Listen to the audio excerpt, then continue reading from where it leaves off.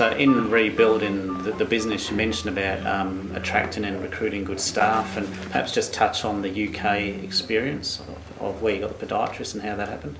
Yeah, when we decided to, when I decided to rebuild the company, there's a process I sort of went through. The first thing I did was I really wanted to learn more about myself and identify why I had made such bad choices.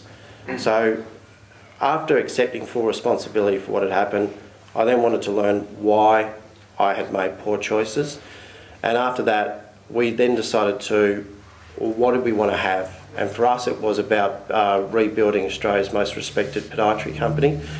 And to do that, we needed to do three things, one of which you just mentioned then, which was to recruit the very best staff, no matter where they were in the world. And that meant that we needed to recruit some podiatrists who were really passionate about working in aged care. And we cast our net very wide. We were very specific about what we wanted. And we've managed to build a terrific team of podiatrists, some of who we've brought over on working 457 visas from the UK. And that too, like we've discussed today, was a bit of a journey. Initially, some of the podiatrists we got out weren't a good fit for us. They were students who were looking to come out to Australia and thought they were on the set of Home and Away or something like that, and that didn't work out really well. And then we sort of got more specific and realised that, you know, to get through the recruitment process, you have to have worked in aged care. You have to come over with a partner, because coming over from the UK, you need a support network here. And so we got much more specific about the sort of person that we wanted to fit into our organisation, and that's worked out really well. The other two things that we decided we needed to do to re-establish Australia's most respected podiatry company was to only work with clients who are profitable. And that was quite a hard decision at the time. You know, there were clients that I had to have meetings with. I remember our largest client, that if we lost them, the viability of the company wouldn't, it just wouldn't have been a sustainable company. And having a negotiation with the business development manager from that company, and that negotiation over one single number went for 2 hours. I remember there was a 15-minute period where literally a word was not spoken. He'd just look at me and I just sort of rub my chin, and that just continued for 15 minutes. So we had to decide on, were we needed to reinvest in the company and to rebuild the company. We obviously needed to have money coming in, so we decided to only work with profitable companies.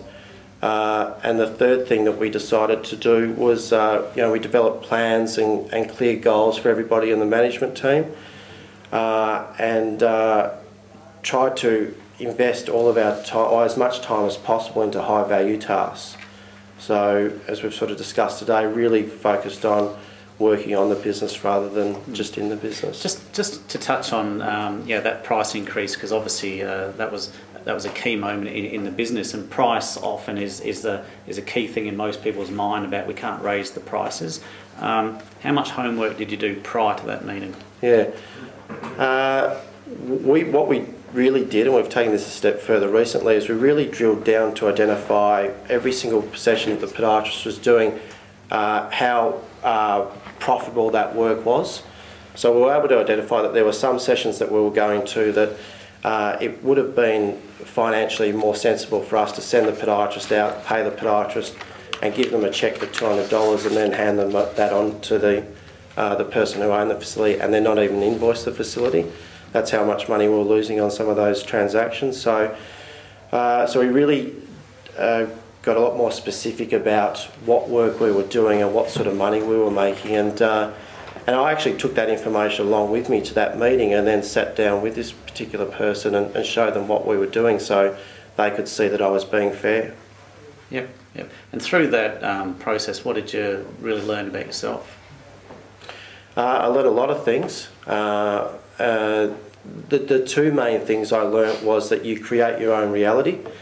So when I first started Aged Foot Care, there wasn't a business around it like that in our sector, and podiatry is quite a conservative industry, and when I started the business, a lot of my colleagues told me that we wouldn't get great podiatrists working in aged care facilities, and I think I made the mistake of believing them for a number of years, and as such we recruited team members that quite frankly wouldn't even get through the initial stages of our recruitment processes these days. So belief was the first thing I learnt.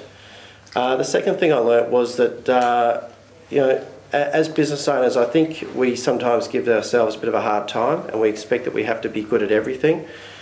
And I know that in my case that's certainly not true. I've got some major weaknesses that are related to detail and planning and following plans. And I used to spend a lot of time and energy, and used to get very frustrated that I wasn't good at those things. And those things are part of the reason why I'd had the problems in the past.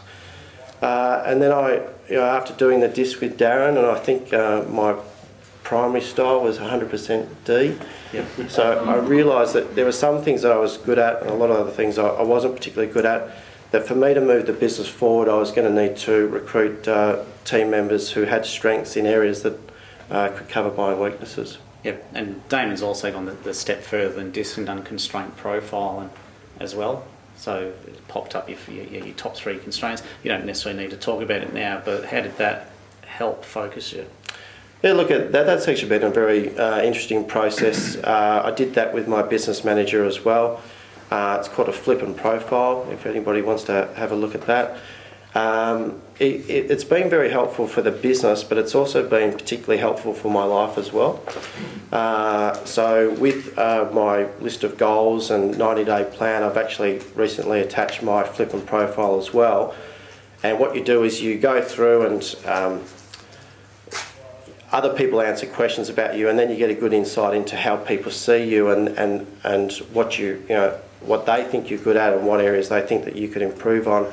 And then you develop strategies to help address those constraints, personal constraints every day. So reading those every day, things just kind of happen when you read it every day. You notice yourself doing things that you may not have done in the past.